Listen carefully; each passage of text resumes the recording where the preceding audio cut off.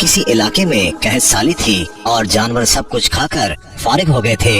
मजीद कुछ खाने को रहा ही न था। मवेशी मालकान बेहद परेशान थे। उस दौरान एक मस्जिद के मौलवी ने जुमे के खुतबे में नहायत यकीन के साथ ये बात बताई कि अल्लाह का नाम लेकर यानी बिस्मिल्लाह पढ़कर दरिया को हुक्म दिया जाए तो वो भी नाफरमानी नहीं करता। ये चरवाहे का शायद पहला जुमा था। ये बात उसके दिल में उतर गई, यकीन का दर्जा पा गई। उसने वापस आकर अपनी बकरियां खोली और सीधा दरिया पर चला गया। ऊंची आवाज से बिस्मिल्लाहिर्रहमानिर्रहीम पढ़ा और दरिया को कहा वो अपनी बकरियां चढ़ाने जा रहा है, अपने ऊपर से गुजरने दे। ये कहकर उसने अपनी बकरियों को हाका और दरिया पर चलता हुआ दरिया पार कर गया। इलाका घास से भरा पड़ा हुआ था। दरख्तों के पत्ते भी सलामत थे क्योंकि किसी को यहाँ तक आने की रसाई नहीं थी।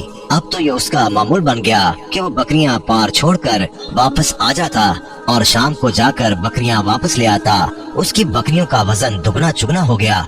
लोग चौंक गए और उससे पूछा कि वो अपनी बकरियों को क्या खिलाता है। वो सीधा साधा और साफ दिल नौजवान था। उसने साफ साफ बात बता दी कि जनाब हम तो दरिया पार करके अपनी बकरियां चराने ले जाते हैं। बात सबने सुनी मगर किसी ने यकीन नहीं किया क्योंकि ये नाकाबिल यकीन बात थी। मगर बात होते होते मौलवी साहब के पास पहुंच गई। मौलवी साहब ने उस चरवाहे को बुलाया और सारा माजरा पूछा। उस चरवाहे ने मौलवी साहब को ही हवाला बना लिया कि मौलवी साहब मैं तो आपका शुक्रिया अदा करने वाला था कि आपने जुमे के खुतबे में जो नुस्खा बताया था कि बिस्मिल्लाह कहकर दरिया को भी हुक्म दो तो वो भी इनकार नहीं करता। मौलवी साहब हैरत से उसके चेहरे को देखते रहे। मौलवी साहब ने कहा भाई साहब ऐसी बातें तो हम हर जुम्मे में करते हैं, फकत इनका मकसद लोगों का ईमान बनाना होता है। मगर बकरियों वाला डटा रहा कि मैं तो बस बिस्मिल्लाह कहकर पानी पर चलता हूँ और बकरियों समेत पानी पार चला जाता हूँ। आखिरकार मौलवी साहब ने सुबह खुद ये तजर्बा करने की ठानी और चरवाहा भी आ गया। मजमा ज्यादा था। मौलवी साहब ने एक दो बार सोचा कि इनकार कर दूं, मगर वो जो मौलवी साहब को कंधे पर उठा कर लाए थे अब भी जोश खरोश से अल्लाह अकबर के नारे लगा रहे थे और मौलवी साहब के हक में तारीफें कर रहे थे। आखिरकार मौलवी साहब ने एक रस्सा मंगवाया। पहले उसे एक दरख्त के साथ बांधा, फिर अपनी कमर के साथ बांधा, फिर डरते डरते ढीला ढाला बिस्मिल्लाह पढ़ा और दरिया पर चलना शुरू हो गए। मगर पहला पाँव ही रखा था कि धराम से पानी में गिर गए। मौलवी साहब डुबकियां खाने लगे और पानी के बहाव में बहना शुरू हो गए। लोगों ने खींच खींच कर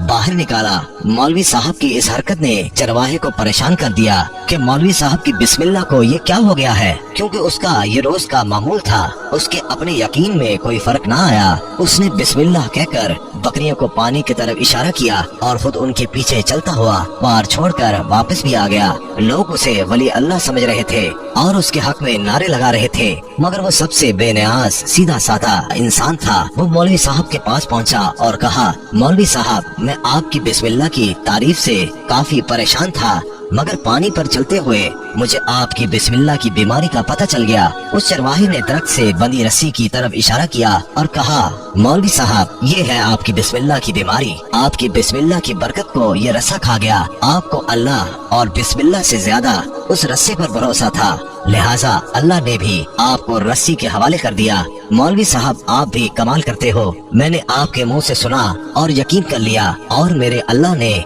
मेरे यकीन की लाज रख ली, मगर आपने अल्लाह का कलाम सुना मगर यकीन नहीं किया, लिहाजा आपको अल्लाह ने रुसवा कर दिया। मोहतरम अजीज दोस्तों, यही कुछ हमारा हाल है। हमारी नमाजों और दुआओं का हाल भी, हमारी हर एक इबादत यकीन से खाली है। मेरे मोहतरम अजीज दोस्तों जरा सोचिएगा जरूर।